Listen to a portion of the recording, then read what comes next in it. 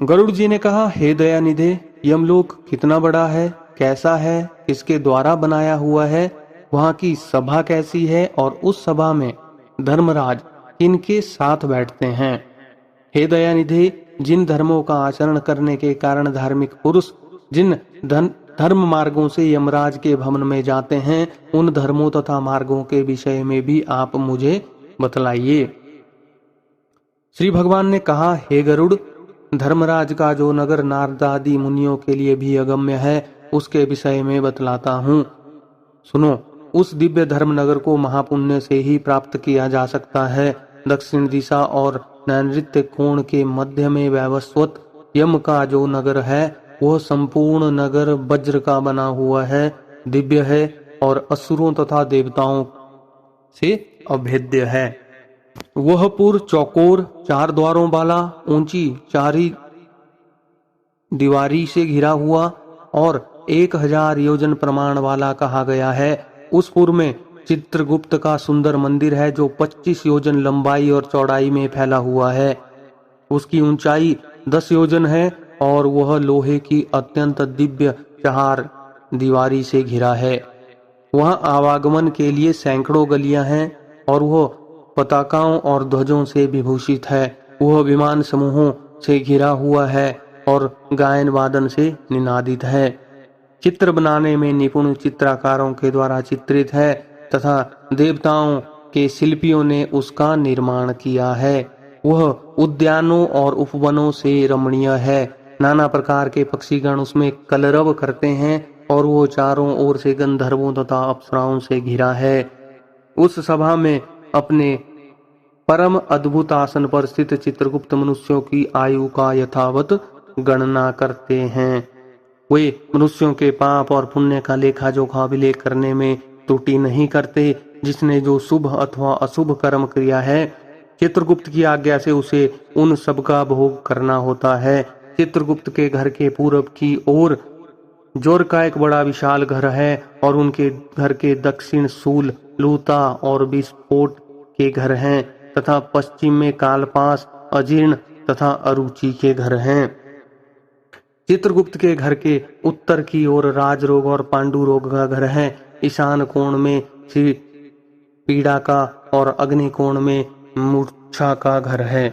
नैऋत्य कोण में अतिसार का, वायव्य कोण में शीत और दाह का स्थान है। इस प्रकार और भी अन्यान्य व्याधियों से चित्रगुप्त का भवन घिरा हुआ है। चित्रगुप्त मनुष्यों के शुभ अशुभ कर्मों को लिखते हैं।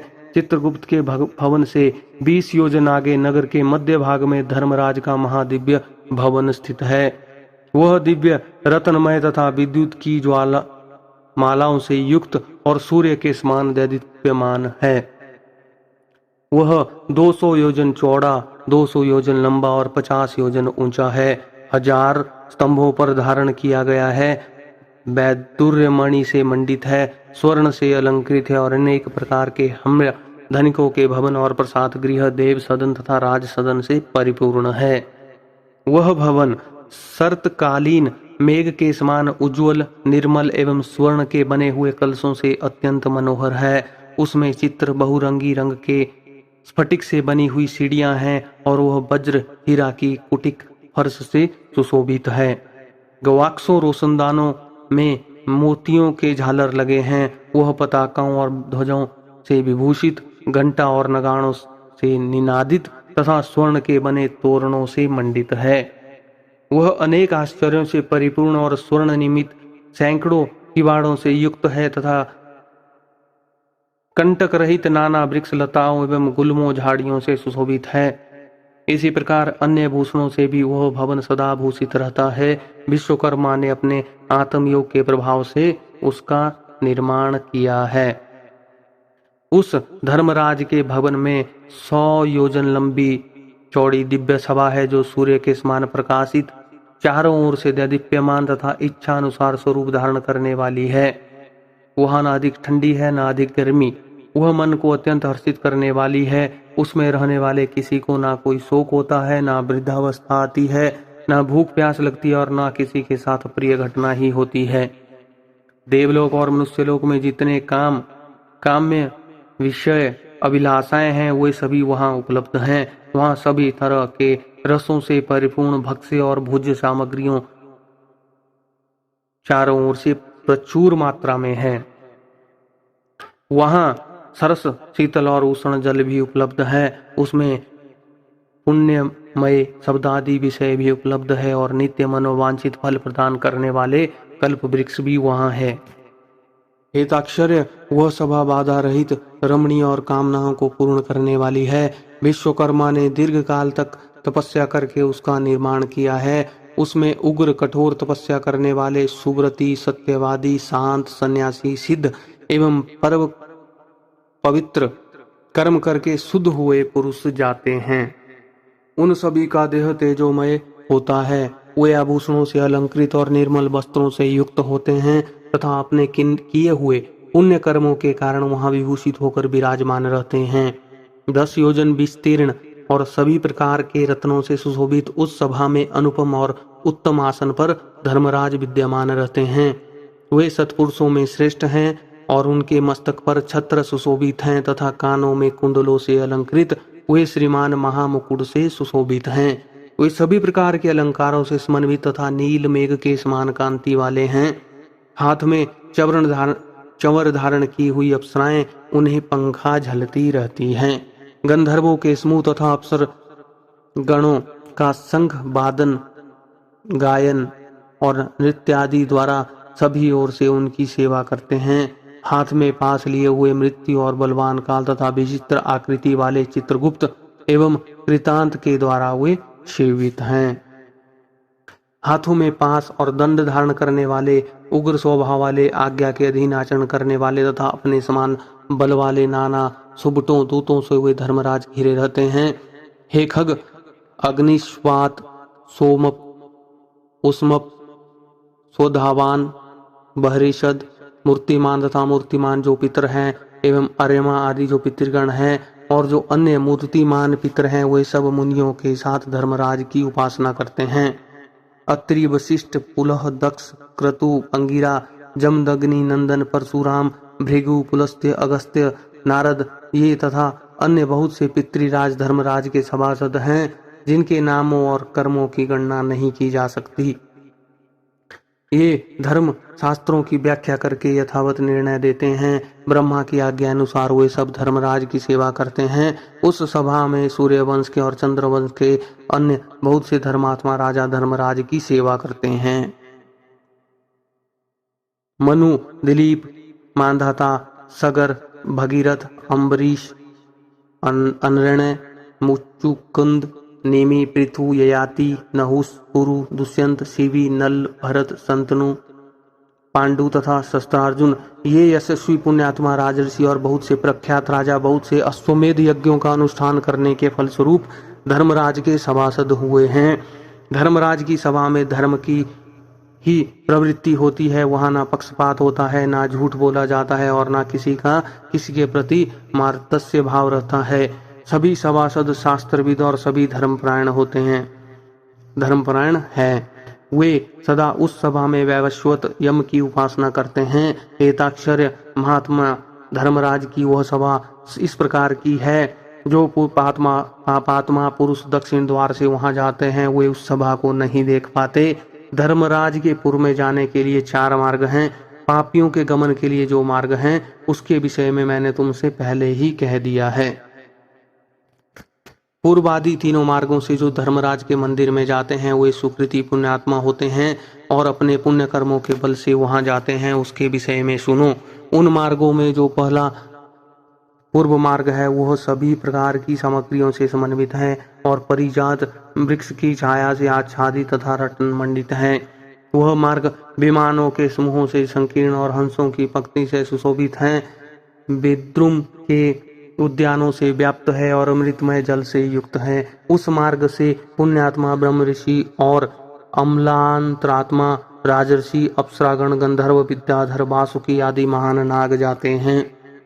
अन्य बहुत से देवताओं की आराधना करने वाले, शिव भक्ति निष्ठ, ग्रीष्म ऋतु में प्रभा प्यायु का दान करने वाले अर्थात पौशाला लगाने वाले, माघ में आग सेकने के लिए लकड़ी देने वाले, वर्षा ऋतु में चतुर्मास करने वाले, विरक्त संतों को दान मान आदि प्रदान करके उन्हें विश्राम कराने वाले, दुखी मनुष्य को अमृतमय वचनों से आश्वस्त करने वाले और आश्रय देने वाले, सत्य और धर्म में रहने वाले, क्रोध और लोभ से रहित, पिता माता में भक्ति रखने वाले, गुरु की शुश्रूषा में लगे रहने वाले, भूमि दान देने वाले, गृहदान देने वाले, गोदान देने वाले, विद्या प्रदान करने वाले, पुराण के वक्ता श्रोता और पुराणों का पारायण करने वाले, वे सभी तथा अन्य पुण्यात्मा भी पूर्व द्वार से धर्मराज के नगर में प्रवेश करते हैं। वे सभी सुशील और शुद्ध बुद्धि वाले धर्मराज की सभा में जाते हैं। धर्मराज के नगर में जाने के लिए दूसरा उत्तर मार्ग है, जो सैकड़ों विशाल रथों से तथा शिविका आदि नरयानों से परिपूर्ण है। वह हरिचंदन के वृक्षों से सुशोभित है। उस मार्ग में हंस और सारस से व्याप्त चक्रवाक से सुशोभित तथा अमृत तुल्य जल से परिपूर्ण एक मनोरम सरोवर है। उस मार्ग से वैदिक अभ्यागतों की पूजा करने वाले, दुर्गा और सूर्य के भक्त, पर्वों पर तीर्थ स्नान करने वाले, धर्म संग्राम में अथवा अनशन करके मृत्यु प्राप्त करने वाले, वाराणसी में, गौशाला में तथा तीर्थ जल में विधिवत प्राण त्याग करने वाले, ब्राह्मणों तथा अपने स्वामी के कार्य से तथा तीर्थ क्षेत्र में मरने वाले, और जो देव प्रतिमा आदि के विध्वंस होने से बचाने के प्रयास में प्राण त्याग करने वाले हैं, योगाभ्यास से प्राण त्याग करने वाले हैं, सतपात्रों की पूजा करने वाले हैं तथा नित्य महादान करने वाले हैं, वे व्यक्ति उत्तर द्वार से धर्म सभा में जाते हैं। तीसरा पश्चिम का मार्ग है, जो रत्न जटित भवनों से सुशोभित है। वह अमृतसर से सदा परिपूर्ण रहने वाली बावलियों से विराजित है। वह मार्ग ऐरावत कुल में उत्पन्न मदोन्मत हाथियों से तथा उच्च श्रवा से उत्पन्न अश्वरत्नों से भरा है। इस मार्ग से आत्म तत्व वेता, सत्य शास्त्रों के परिचिंतक, भगवान विष्णु के अनन्य भक्त, गायत्री मंत्र का जप करने वाले, दूसरों की हिंसा, दूसरों के द्रव्य एवं दूसरों की निंदा से परामुख रहने वाले, अपनी पत्नी में संतुष्ट रहने वाले, संत अग्निहोत्री वेद पाठी ब्राह्मण गमन करते हैं। ब्रह्मचर्य व्रत का पालन करने वाले, वानप्रस्थ आश्रम के नियमों का पालन करने वाले, तपस्वी, संन्यास धर्म का पालन करने वाले तथा श्री चरण सन्यासी एवं मिट्टी के ढेले, पत्थर और स्वर्ण को समान समझने वाले, ज्ञान एवं वैराग्य से संपन्न, सभी प्राणियों के हित साधन में निरत, शिव और विष्णु का व्रत करने वाले, सभी कर्मों को ब्रह्म को समर्पित करने वाले, देवगण, पितृगण एवं ऋषिगण, इन तीनों ऋणों से विमुक्त, सदा पंचयज्ञ में निरत रहने वाले, पितरों को श्राद्ध देने वाले, समय से संध्योपासन करने वाले, नीच की संगति से अलग रहने वाले, सत्पुरुषों की संगति में निष्ठा रखने वाले, ये सभी जीव अप्सराओं के समूहों से युक्त श्रेष्ठ विमानों में बैठकर अमृत पान करते हुए धर्मराज के भवन में जाते हैं, और वे उस भवन के पश्चिम द्वार से प्रविष्ट होकर धर्म सभा में पहुंचते हैं। उन्हें आया हुआ देखकर धर्मराज बार बार स्वागत संभाषण करते हैं, उन्हें उठकर अभ्युत्थान देते हैं और उनके सम्मुख जाते हैं। उस समय धर्मराज भगवान विष्णु के समान चतुर्भुज रूप और शंख चक्र गदा तथा खड्ग धारण किए हुए पुण्य करने वाले जीवों के साथ स्नेह पूर्वक मित्रवत आचरण करते हैं। उन्हें बैठने के लिए सिंहासन देते हैं, नमस्कार करते हैं और पाद्य अर्घ्य आदि प्रदान करके चंदन आदि पूजा सामग्रियों से उनकी पूजा करते हैं। धर्मराज कहते हैं, हे सभासदों, इस ज्ञानी को परम आदर पूर्वक नमस्कार कीजिए, यह हमारे मंडल का भेदन करके ब्रह्मलोक में जाएगा। हे बुद्धिमानों में श्रेष्ठ और नरक की यातना से भयभीत रहने वाले पुण्यात्माओं, आप लोगों ने अपने पुण्य कर्म अनुष्ठान से सुख प्रदान करने वाला देवत्व प्राप्त कर लिया है। दुर्लभ मनुष्य योनि प्राप्त करके जो नित्य वस्तु धर्म का साधन नहीं करता, वह घोर नरक में गिरता है। इससे बढ़कर अचेतन अज्ञानी और कौन है? अस्थिर शरीर से और अस्थिर धन आदि से कोई एक बुद्धिमान मनुष्य ही स्थिर धर्म का संचयन करता है। इसलिए सभी प्रकार के प्रयत्नों को करके धर्म का संचय करना चाहिए। आप लोग सभी भोगों से परिपूर्ण पुण्यात्माओं के स्थान स्वर्ग में जाएं। ऐसा धर्मराज का वचन सुनकर उन्हें और उनकी सभा को प्रणाम करके वो देवताओं के द्वारा पूजित और मुनीश्वरों के द्वारा स्तुत होकर विद्वान समूह से परम पद को जाते हैं और कुछ परम आदर के साथ धर्मराज की सभा में ही रह जाते हैं और वहां एक कल्प पर्यंत रहकर मनुष्यों के लिए दुर्लभ भोगों का उपभोग करके पुण्यात्मा पुरुष शेष पुण्यों के अनुसार पुण्य दर्शन करने वाले मनुष्य योनि में जन्म लेता